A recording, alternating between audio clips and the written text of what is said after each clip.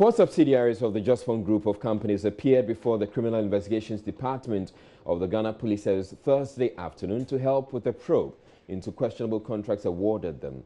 The invitation follows a Joy News expose on a 98 million cedi controversial single-source spraying contract awarded 11 companies belonging to the group in 2015. The police CID had indicated it is also investigating a $74 million contract to supply 1 million dustbins and bin liners. Another expose by Joy News. Director of Public Affairs DSP Sheila Abiyi Bachman tells Joy News the officials who appeared cooperated with the police. What police is trying to achieve is to investigate allegations of corruption, to establish whether or not these allegations are unfounded or they have basis for the allegations. And when we are able to establish anything reasonable that we can base on to charge people, then we charge them and then we proceed to court as mandated by law. But from what you got today from the four subsidiaries that appeared before the CID, you would say that you are on course to unraveling that mystery? I would not put the details of the process out, not at this moment, if it would have to come out now. I mean, we are still in the process of investigation. Okay, so in this contract, for instance, we know that there were a number of subsidiaries of Just Fund Group of Company involved in this contract. So about how many of them were specifically invited today or appeared before the CID today? Today, my information is that about four of them appeared. And they were cooperating? Did they cooperate with the CID, you would say? Sure. So apart from Multimedia and Manasseh, and of course, some subsidiaries of Just Fund Group, as you've rightly said, are there any other bodies that are being investigated in this whole issue, as in helping in the investigation? Yeah, there will be several other bodies. So anybody who knows he or she has information regarding alleged corruption, or anybody who alleges corruption should be in readiness, because I mean they can be invited and they are likely to be invited. Now, Joy News' Manasseh Azuri-Awuni was also expected to be at the police CID, but Multimedia Group has indicated that it will cooperate, but it would appear at the police CID at a later date, and we'll be communicating it to you when the Joy News team presents itself or appears before the police. Meanwhile, President Akufo-Addo is warning Ghana will not be able to achieve the 17 targets set under the Sustainable Development Goals if corruption and misuse of public funds are not addressed.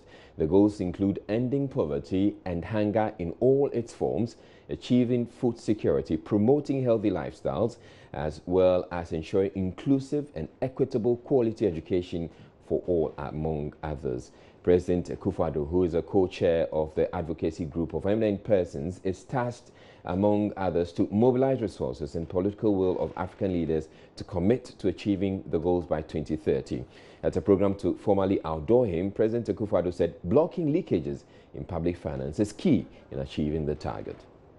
Our flagship programs and policies on how to ensure the realization of the SDGs will only be as good as how well they are financed and how robustly results are tracked and measured.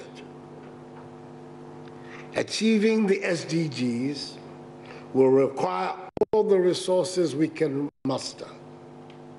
We must therefore be efficient and effective, not only in mobilizing resources, but also in eliminating pervasive revenue leakages and addressing misallocation and misuse of public funds. Crucially, if we are to succeed in increasing domestic financing of the SDGs, we must address the unacceptable leakage of resources in the form of wanton corruption.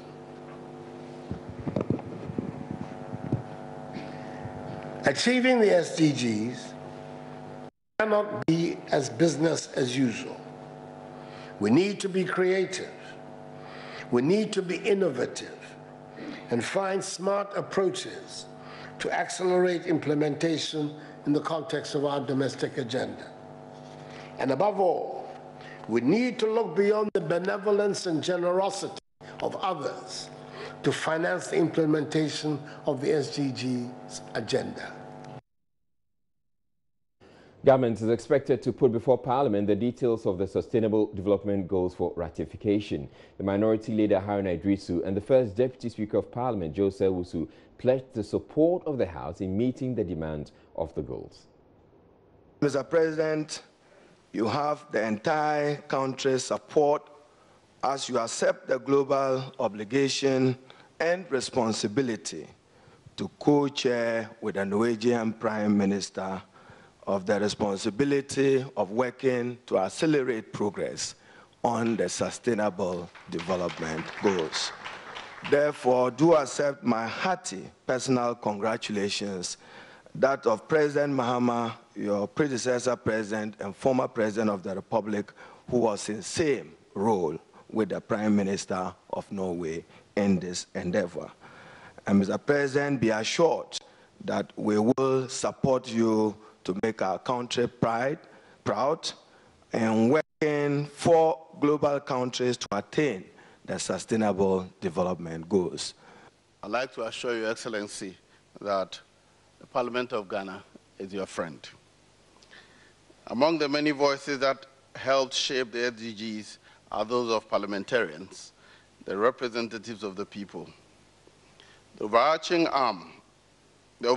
aim of the involvement of parliamentarians was to engender inclusiveness as well as ensure that the goals reflect the aspirations of the people.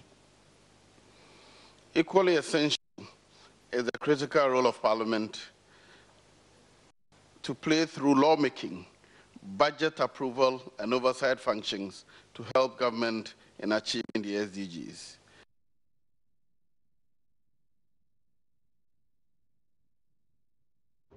In other news, some workers of the Public Utilities Regulatory Commission Thursday afternoon locked up regional offices of the Commission across the country to demand the Chief of Staff act on a report by the BNI following investigations into alleged financial malfeasance at the Commission.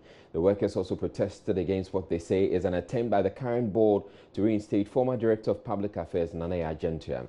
A Joy News investigation earlier this year revealed how the Commission, under the leadership of Samuel Sarpong, made questionable payments, highlighted in an audit report. Joy News' Maxwell Agbagba has been interacting with the chairman of the Workers' Union, Abukari Jabaru. Prior to this morning, yesterday around 3 thereabout, we had concern from some staff who happens to be housed within the head office. They said they saw Nana Argentua walk into the premises to attend a meeting, and there's supposed to be a board meeting today, and the gist we are getting is that they are planning to reinstate her so that she could continue to be here.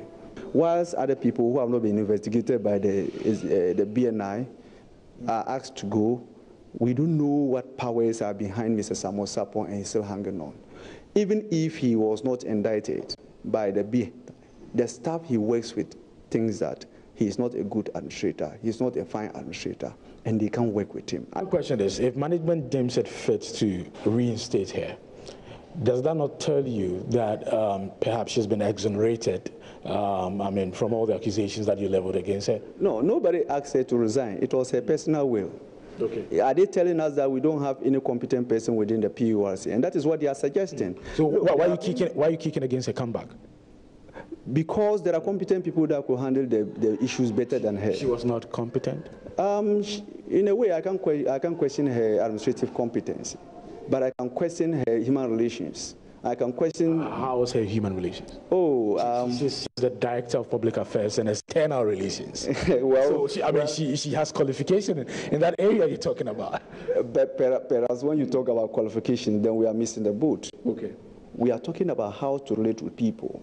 We are talking about working with people and they feel like seeing you. We are talking about working with people and the people feel like coming to work because they know that they have a welcoming boss. This is a person who has completely, with the support of Mr. Samuel Sarpong, divided the entire organization, collapsed the entire organization. The third reason, like we said, we are waiting for prosecution. the president, prosecution of whoever is found culpable of looting state funds. And we believe that after the investigation, people were invited to the BNI. People make statements. The BNI questioned them. They questioned people. People were detained. There have been reports that have been submitted. It's been sent to our Attorney General. So we want quick action so that it will serve as deterrent for whoever will come to inherit PURC. Well, there was heated confrontation between some of the workers and one of the board members of the commission at the parking lot of the head office. The board member had showed up for the planned meeting but drove off after the confrontation. Why at this juncture you want to reinstate Nana Yaa Jantua upon all the things that she has done in this institution? I am your grandson. I have been working in this institution for 12 years. I have never seen a promotion. I have never seen a promotion because they will not allow us to interface with you. When there were issues right, you constituted a fact-finding committee, and before we said Jack,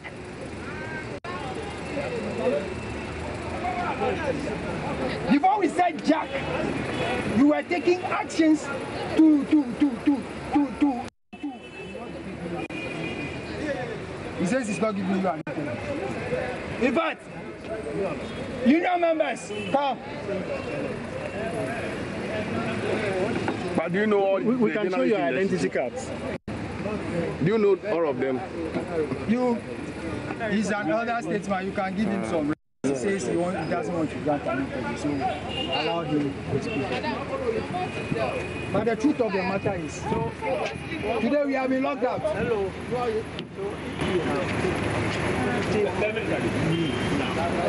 When you please, I'll take you.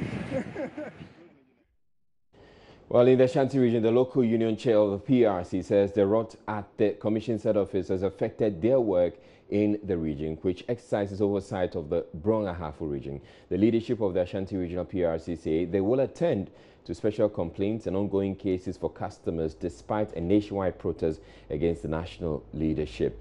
External Affairs and Public Relations Officer Prince Nana Yaa Kese believes the surest way to purge the commission is to remove the executive secretary and not reinstate the External Affairs Director Nana Yaa Jantua, who tendered in her resignation some months back. Labour firm's Prince Appiah visited the regional PRC office and filed the following report.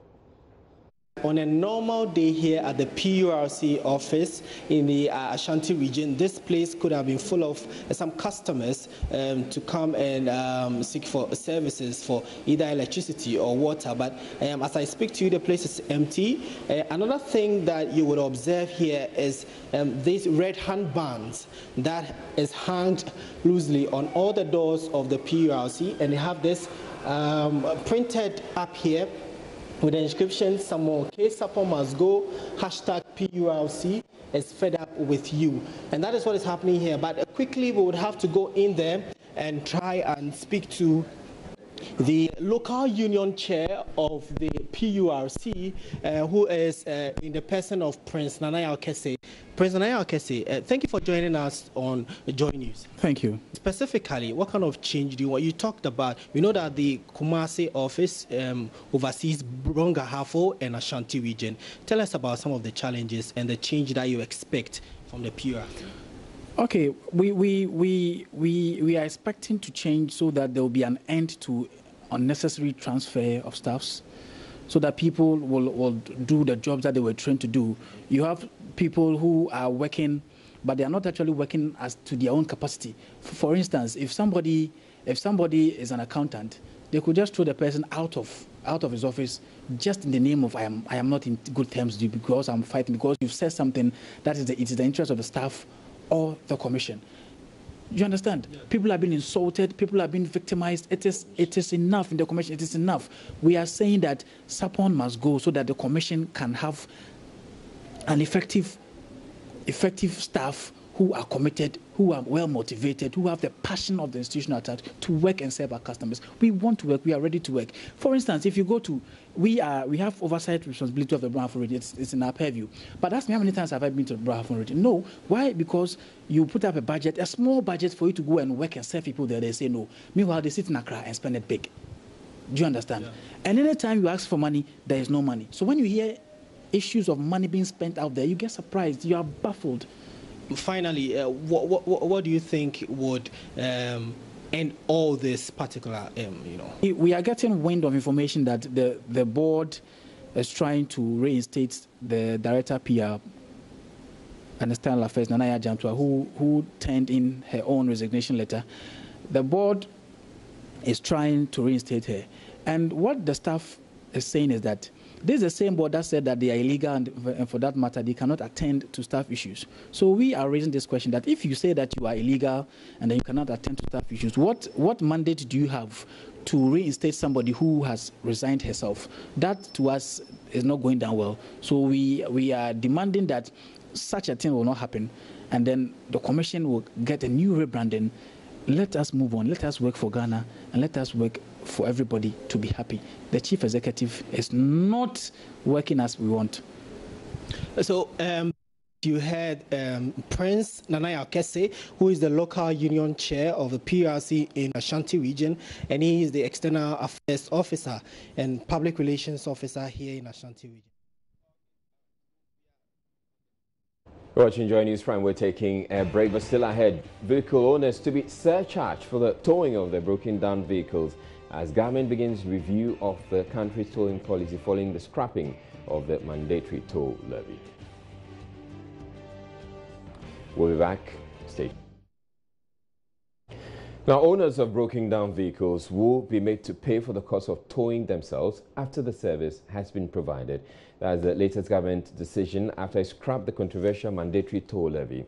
Government has subsequently directed the towing companies to register with the Transport Ministry so they can begin work. Senior Minister Yarsafo Mafo announced the decision a few hours ago at a meeting with the toll companies. He says the police will be equipped to help keep the roads safe.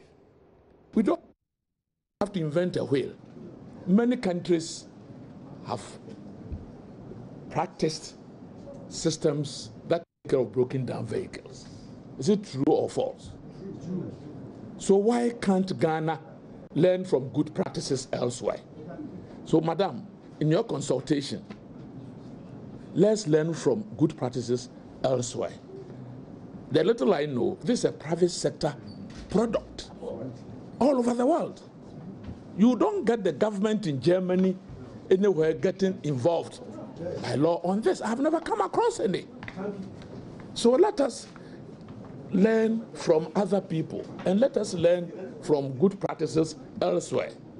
I'm happy about what the police have told us, that they will patrol and they will take the necessary steps. We are talking about interim measures. I think we will ask the police to continue, and if they need additional support in the interim, we are going to put in some support for them to get beefed up in terms of material so that we minimize the carnage arising out of disabled vehicles. We're going to do that as a part of government responsibility. But do a wider consultation and don't invent a wheel.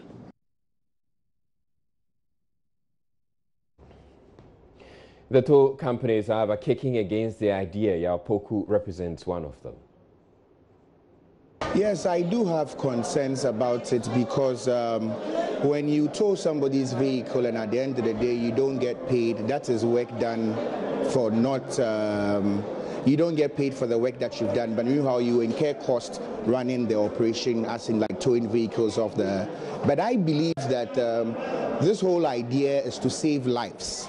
Is to save the lives of innocent people that run into broken down vehicles or accident vehicles that are left on the roads. So why do you appear uncomfortable with it? Well, it's a capital intensive business. And if you run a business, definitely you need to make profits instead of just saving lives.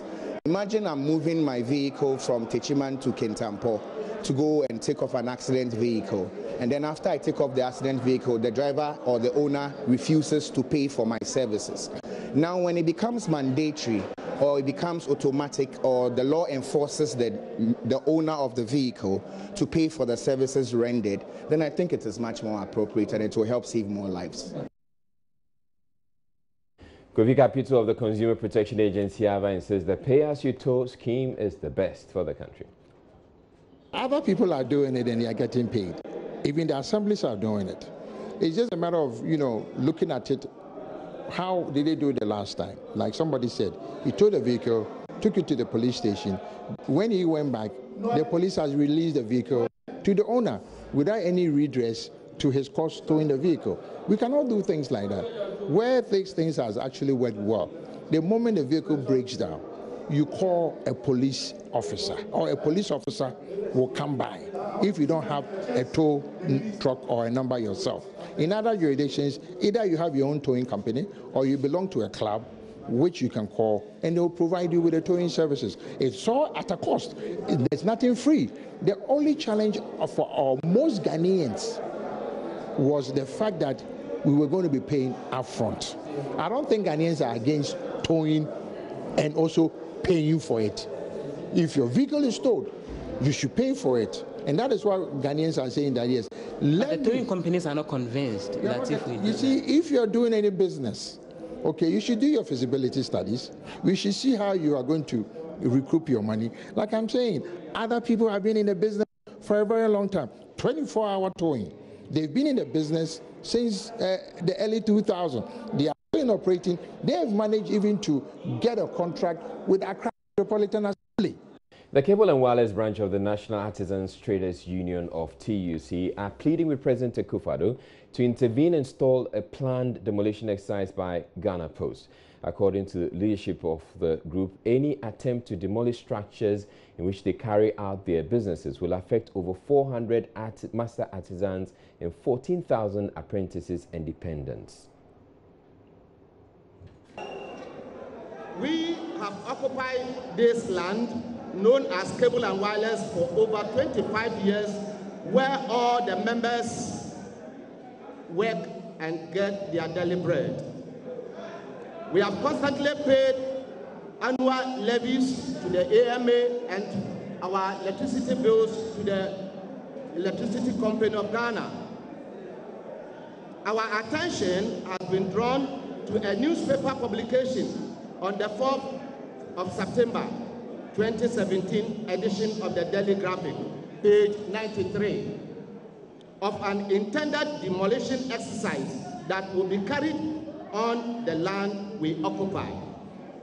This press conference is designed to convey our plea to the government of Nana Addo Dankwa Akufo-Addo to use his good office to stop the intended demolition exercise. We, the members, together with our apprentices and dependents, will suffer severely and much damage and hardship on our dependents and many others if the demolition exercise is carried out, since demolition exercise will throw us out of business, which will worsen the unemployment situation in the country. It will, in other words, worsen the case of the Abosu-Okai spare parts dealers and Kokompe spare part dealers as well. The spokesperson of the group also believes that demolition will distort arrangements to finance education of the award and dependents since the academic year is about to begin. Ghana Post has since 2007 been serving notice to the artisans to relocate. But he pleaded with government to find another land and relocate them since the demolition will worsen the current unemployment rate in the country. It is also our plea for the listening government of His Excellency Nana Addo Dankwa Akufo-Addo to find an alternative and suitable place for members to be relocated. We find the intended demolition exercise untimely because schools will be reopened as soon as possible. The academic year time is just at the corner, and parents who are getting their daily bread from here would suffer a lot. Apart from this, or apart from the above, as artisans, we have our customers' vehicles for repairs. We also have vehicles to be sprayed.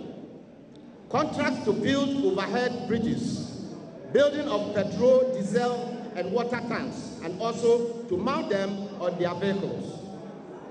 Members have industrial machines that cannot be removed easily. The sudden removal of workers will create problems to the Metropolitan Authority, considering the large number of workers and traders to be ejected. Immediately relocation of these large number of artisans and traders will be difficult, considering the difficulties in land acquisition in the metropolis.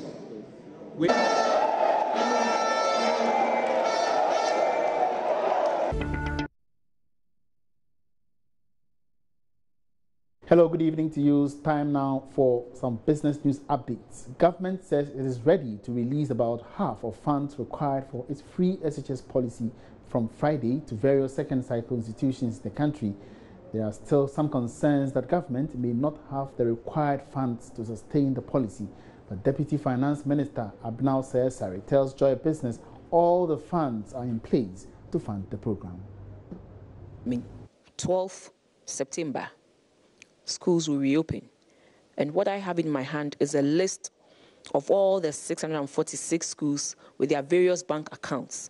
All we are doing is waiting for the Ministry of Education to tell us the various placements that they have done in these schools. Once we get to know it, we'll go ahead and then credit the accounts of all these schools. We are bent on seeing to it that it succeeds, because we believe that if you can't give, Ghanaians everything, at least something as basic as education, Ghanaians should be able to enjoy it. Let's take the politics out of this and just look at the number of people who are going to benefit from this in the end. And let's all work together to see to it that it succeeds. What's the initial cost are we looking at in terms of the money that you're going to spend on this? Yes, the initial cost for September to December is 486 million Ghana cedis. Already we have made 50% of that available. That's a 280 million, which we are going to disburse as soon as Ministry of Education gives us the various placement numbers for the schools. We'll go ahead and then disburse these funds. We have spoken to the banks, the various banks concerned, and we believe they will also act immediately. The monies hit the accounts and inform the various schools that they have received this amount of money. Some will say the revenue is not doing well. Are we assured that the respective income streams or revenue streams to sustain this policy? Yes. When it comes to education, I think we shouldn't compromise on that. When we went to Parliament and then we said we were cutting down on expenditure, we said some of the flagship programs like the free SHS would not be touched. Something like the NHS would not be touched. So we have a commitment to achieve this. And I believe that, let's take politics aside. This is social justice. It only makes Ghana a better place. If you have a workforce that are educated, a workforce that can think and do things for themselves, a workforce that will appreciate, things happening around them. It is only through education that we can do this. So from 12 all these disbursements to be made to their respective schools? It will be done latest by tomorrow. Latest by tomorrow. Tomorrow is Friday. Yes, latest by tomorrow. All we are doing is waiting for the numbers from the Ministry of Education, because the placement of schools ended yesterday. So they are now tidying things up, and then they will give us the numbers. As soon as they give us the numbers, we'll go ahead and credit the accounts. Latest by tomorrow. We assure you that the monies will be in the various accounts of these schools. All the 647 schools. Now, giving approval for the collapse of UT and Capital Banks was one of my biggest challenges as a public official. That's the confession by Finance Minister Ken Ofori-Atta. The two indigenous banks were last month taken over by GCB Bank after failing to improve their financial positions, according to the Bank of Ghana. But Minister of Finance, but the Minister tells Joy Business he's committed to improving the environment so we don't witness such developments again. Go down. How painful was it to you as Finance Minister? It's difficult. It was difficult because these are also indigenous firms with entrepreneurs who take risk. But in the end, you're talking about some 300,000 or so depositors, and that then becomes primary. And I guess deep in the recess of one's mind, being an entrepreneur myself, is that, you know, they can bounce back. And so maybe that's okay. But let's take care of the public first. And that really, for me, is what the ministry should exemplify. Looking at the big issues, what is good for Ghana, and then we'll solve the little personal things that may come up with it. And I think it's a good signaling that you are not going to allow things like the DKMs to rear their head again, that truly, if there has been a little bit of a laissez-faire attitude in the banking sector, you know, let's just come back together and make it stronger. Because without a strong financial infrastructure, we are not going to be able to build up on financial inclusion, on credit to people, on reducing interest rates, and really propelling industry. And so these are very important and significant events for us as a nation. And hopefully it will lead to people understanding that things cannot be done as they used to be.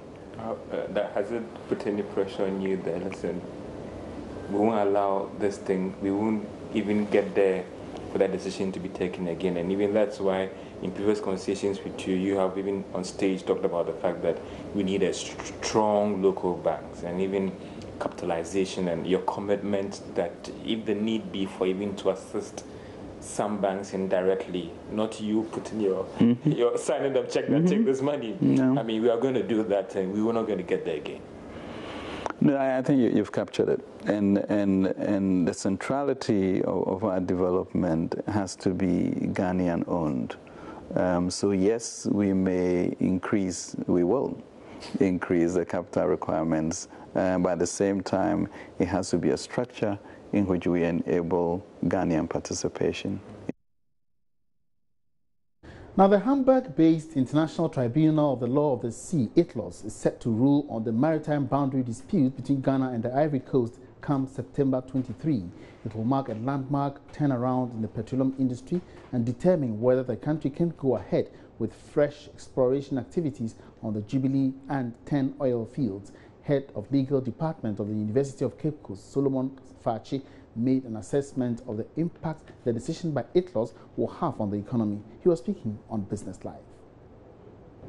Because Ghana and Cote d'Ivoire had failed to reach an amicable settlement regarding the delimitation of its maritime boundary, Ghana proceeded to the Special Chamber of the International Tribunal of the Law of the Sea and notified Cote d'Ivoire accordingly on the 19th of September 2014. Following that, Cote d'Ivoire applied for provisional measures. Provisional measures here being that the status quo should remain and that Ghana should not engage in any further exploration or exploitation until the matter is finally determined. And as you are aware, we are expecting the final determination of the matter. The issues are very simple. The issue is whether or not indeed what Ghana considers to be the traditional maritime boundary, which is based on the equidistance principle, should continue, or the court should apply what we call the equitable principles and vary what the maritime boundary Ghana considers to be the maritime boundary. So these are the issues before the court, very clear. Are we going by the equidistance principle, or we are looking at what has come to be accepted as the equitable principle for delimiting the maritime boundary? And what are these equitable principles, which the case law suggests that, okay, we don't just use the median line, but what we are interested in, that let's look at the general direction of the coast. For example, we have to look at the configuration of the coast. We have to look at whether there are rocks, whether there are inlets, whether the coast is sloping. For example, if the coast is concave or convex, or it's not generally straight. Now, the Chief Executive Officer of Ernest Chemist, Ernest Bediako Sampong, is predicting an appreciable growth in Ghana's pharmaceutical industry. Ghana is set to import about 70% of drugs currently, but the founder of one of Ghana's thriving pharmaceutical companies says with more investments in the industry in recent times, The manufacture of drugs locally is expected to advance. He has been speaking with Nana Akosua-Konadu Asante Samuels on the hard truth. There's more investments in the industry now. You know, as I said, you know, more Ghanaians have come into it.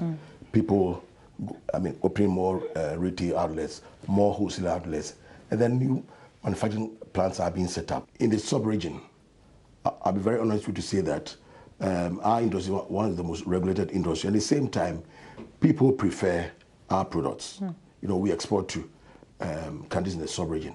And then comparing our products to other products coming from other parts of the region, people prefer our products. So there's that tendency for us to do more. To me, importation is one of the easiest areas to operate because I can import a container of paracetamol, bring my children on board and sell. Whereas with manufacturing, you need no less than about 50 to 100 workers. You need a scientist to test the product. You need the worker to do the compression. You know, so it's quite an area that employs a lot of people. So people prefer to go the easier way.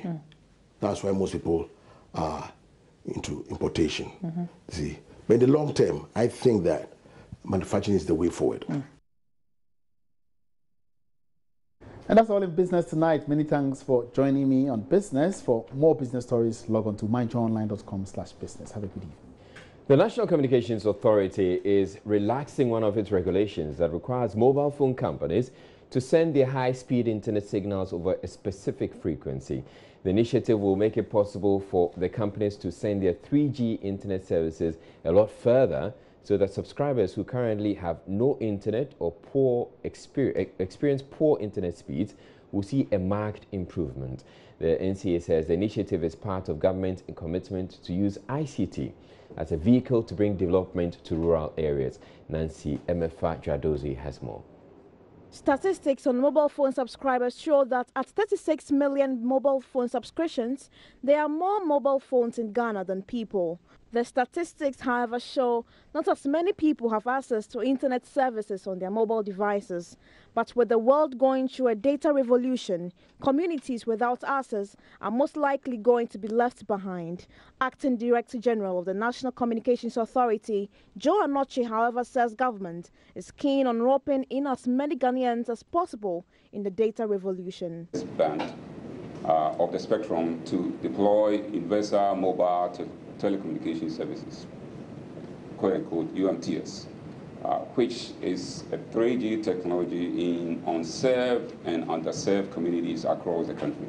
So primarily what we are doing here is the mobile operators already have licenses for the 900 band. The 900 band primarily for 2G services, right? 2G primarily gives you good voice, just a little bit of data, but good voice.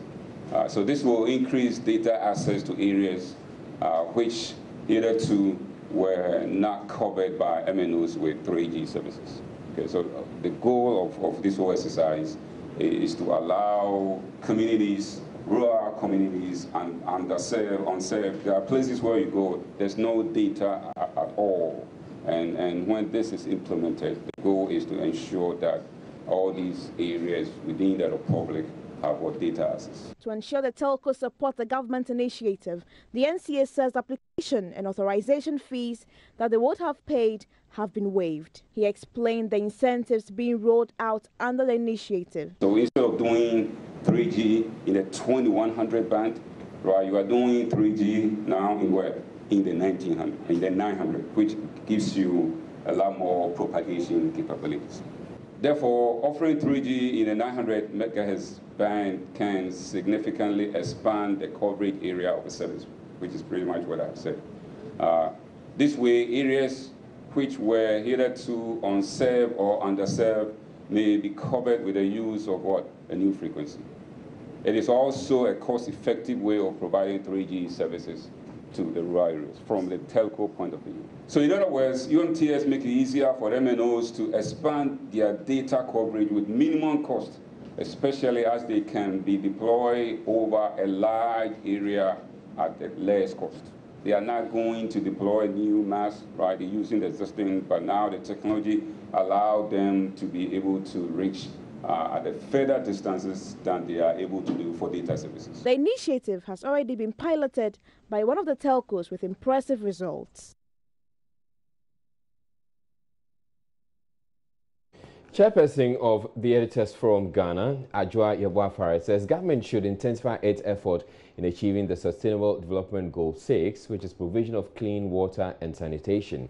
She says provision of household taps to various homes, especially to the deprived communities, should be the focus of government. This, she believes, will aid in achieving national sanitation objectives as well as good health practices. She was speaking at the project launch of Media Awards by the Media Foundation for West Africa. It's time the government and other providers went the extra mile and extended pipelines to homes, especially in deprived communities. Communal standpipes should be phased out. People should have taps in their homes. Sometimes women and children have to walk for miles looking for water. Some children even miss school or are so tired by the time they turn up in class that they can only doze and can't pay attention to the lessons. I am convinced that if men share the burden of fetching water for the home, our governments, mostly men, don't forget, would long ago have seen that extending pipelines to homes is no luxury, but an essential part of development. I tell you, if men had the burden of fetching water for the household, they would have given it a grand, impressive project name and found the money to undertake it.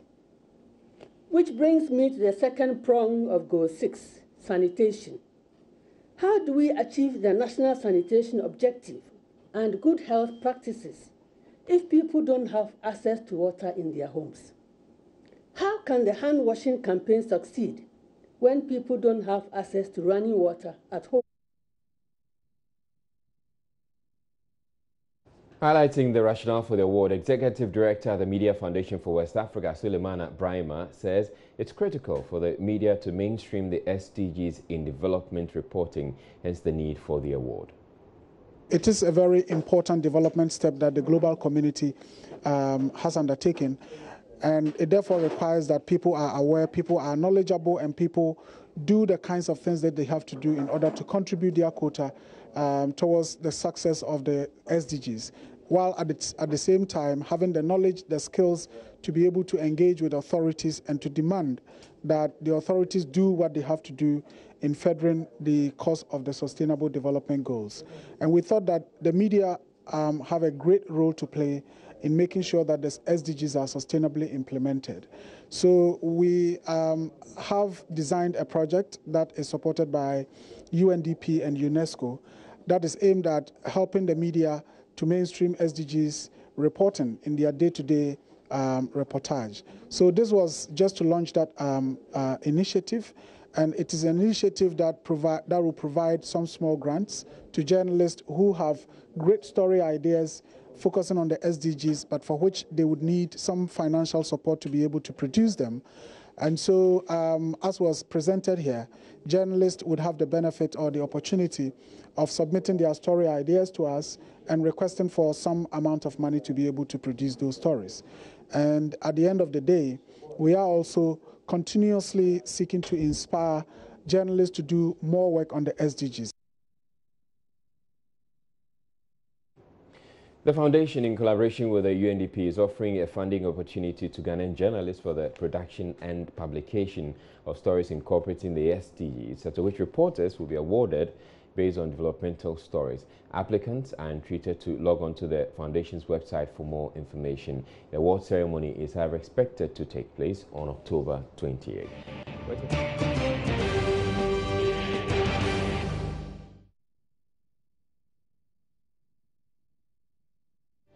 The University of Health and Allied Sciences, UHAS, has held a maiden white coat ceremony for the first batch of students in its School of Medicine. 42 students who successfully completed their preclinical training took part in the ceremony to earmark the beginning of the clinical phase of their education. The ceremony was held on the main campus of UHAS at Soko de Lokoi in the whole municipality of the Volta region. The white coat ceremony is a rite of passage, a ceremonious gate medical students pass through as part of their requirement to becoming a doctor. The 42 students who formed the inaugural class of the School of Medicine donned white coats to give them the identity of doctors for successfully completing their pre-clinical training. Speaking at the ceremony, the Vice-Chancellor of UHAS, Professor Owusu Japon, advocated for equal opportunities to be given to females in all professional fields. Gender sensitive in the things that we do. Indeed, the women are doing very well these days, which tells us that if we give the women equal opportunity, they can really excel and perform very, very well if we provide them with equal opportunities. So I was glad when I realized that the class rep was a woman, or a lady for that matter, and the assistant was rather a man. That is good. The proportion is getting better and better. Actually, in the University of Ghana, where I came from not too long ago, I got to a point in time in the last couple of years where the male-female ratio in medical school was almost 1-to-1. When I went to medical school, there were only 3 girls in my class. But now, the scene has changed. The Dean of the School of Medicine, Professor Harry Tagbo, urged the students to be open-minded and learn from health professionals in their respective facilities. He also advised them to abide by the ethics that govern the medical practice in Ghana. We do not expect you to get everything right the first time you see a patient. And that's why on the wards, on the various wards, you find yourselves, you will be part of a team. I urge you to have an open mind and put aside any feelings of superiority you might have. In patient care, it's the patient who is the focus and not the physician. Listen and learn. It is in listening to what the patient says that you will be able to form an opinion. Each patient is different. And as you serve him or her, let your service not be based on his or her wealth or social standing. Do not have a different attitude towards patients who are big people or who know big people, and different attitudes towards those who are nobodies. The Deputy Education Minister in charge of secondary, Yao Osei-Aduchum, is asking senior high schools to remain open throughout this weekend to give students who are yet to register in their poster schools the opportunity to do so. Hundreds of parents and prospective first-year students remain stranded at the premises of the Ministry of Education amidst fears they may miss out on government's proposed free SHS policy, which is expected to start on Monday. Mr. Aduchum, who addressed the media Thursday, says funds for the free SHS program will be wired to every school by Friday. My colleague Justice Bate was there for us and sent in this report. This was an impromptu press conference, prompted by the confusion that has arisen since the release of placement for senior high schools this academic year. Deputy Education Minister Yao Osei-Aduchum trying hard to calm tempers. There were about 156,000 students who did not get placement and who were going through our self-placement portal. Out of the 156,000, as of this morning, 110,000 have selected their own schools. That represents about 70,000. The day is still young. We are monitoring.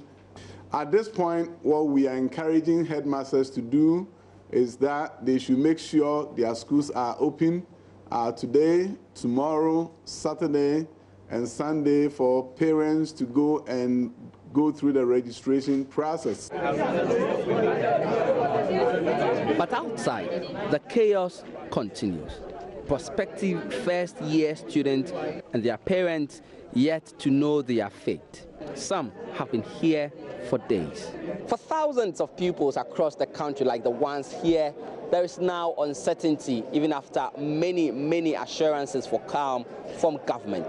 This was supposed to be a process that would take them into a high school education that is expected to be free. But it looks as though now, having studied so much to get a grade, they have to work even harder just to be placed in a school. Take 16-year-old Lydia Amponsa, for example, who is spending her third day here at the ministry. The school that they gave me, Central Region, is a day school. So yesterday, my mother and I went there. When we went, the building is like uncompleted, and there's a river like beside the school, and there's no room for rent. Clay room, clay. Then they used to like build the house, and I can't go there. So I told my parents to bring me here so that we can change the school. Even my grades were changing. At first, when I went and checked, it was 19. Later on, changed to 27. Now 39. When we went and printed 39. What am I saying that 39 to? My parents have suffered and sent me to school. What am I saying that 39 to? If they did not help me, then that free SHS, then they should let our parents pay the school fees. If they paid, it's more better than what they are doing. Or Ama Afabia, whose daughter got posted to the school for the deaf, even though she has no hearing impairment at all. It's sad when this happens to you, when your child can speak and yet is posted into a school for the deaf. Even my husband is angry.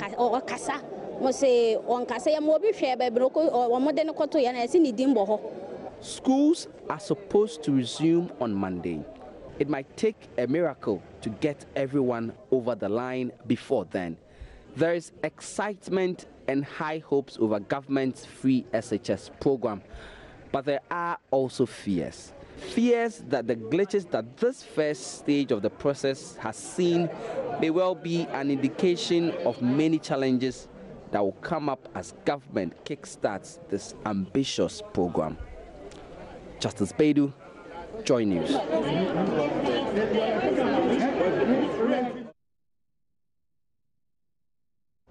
We're barely a week to the start of the flagship free SHS policy. Former Deputy Education Minister Samuel Okudzeto-Ablakwa is predicting doom for the future of the program. The former Deputy Education Minister is insisting the flagship free SHS policy will not stand the test of time. His argument is premised on what he says is the Kufuor government's inability to find the financial backing for the program. He believes the program is unsustainable. His doom prediction comes on the heels of complaints by heads of senior high schools that they have yet to receive funds despite assurances the funds will be paid 2 weeks before the start of the academic year. Speaking to Raymond Akwa on that front, the North Tong MP said any attempt to continue with the program in its current form will jeopardize the quality of education in the country. A lot has been done, but what is clear to me is that government is going to struggle to find the money. For adequate implementation, proper implementation of free SHS, you need 600 million cedis a term. 1.8. They say 400 million. They say by the second and third term, so there have been lesser than that because one of items that are supposed to be taken care of will be taken care of. How do you do a different calculation and still insist that the current government got the numbers wrong? They got the numbers wrong, and you can see already. And we are not the only ones saying that. The Ghana National Education Coalition has said that. Okay. The likes of Professor Odro at UCC have said that. And that is why if you look at the numbers are not adding up. The numbers are not adding up. They should tell us. So they will struggle with the funding. They will struggle with the funding. They will not be able to find the money, and that is why they will not be able to sustain it. You think so? It's not sustainable, and especially under the current circumstances, and if they want to just for political expediency do that, quality will have to suffer. They will not be able to maintain the science resource centers, maintain the renovation programs which we started, ensuring that you are recruiting teachers. As we speak, the vacancies for at least 17,000 teachers, you know, at the second cycle level, which we got financial clearance for, and they are yet to recruit. So you're going to see a lot of things suffer in terms of even staff recruitment, in terms of textbooks, computers, lab equipment, reagents, and all of those things, because they want to say that we are implementing free SHS. You have the opinion it will suffer, but these are just things that already I'm aware that they have reached out. They have reached out to other donor agencies to come support them. Which institutions are we talking about? Because they are struggling to find the money here. I know they've reached out. They've reached out to the World Bank. I know that and the World Bank had to even assist them with another $40 million under the Secondary Education Improvement Project. I'm wrapping up on this particular conversation. How did they make sure that this is sustainable? Abandon the entire project or retune it? Retuning and begin with a targeted approach. Go back to your plan. Target the vulnerable. So what is currently the case? They can't do anything about it. Target those who really need it. And we are going to... Are you insisting that what is currently the case, they can't do anything about it? What is currently the case? When you are saying that the only problem is money and government is willing to pump money into the air. Because you can find the money. I can assure you, Raymond, that we'll have this discussion again where they would eat humble pie and come to a targeted approach. This is not a sustainable option. And already you started hearing that they are not saying that old boys shouldn't help, old girls shouldn't help, other philanthropists can come on board and assist schools of their choice. We are going to come back to a more rational, sustainable, targeted approach. That is where we will get to. This approach is not sustainable. Watching Journeys Prime.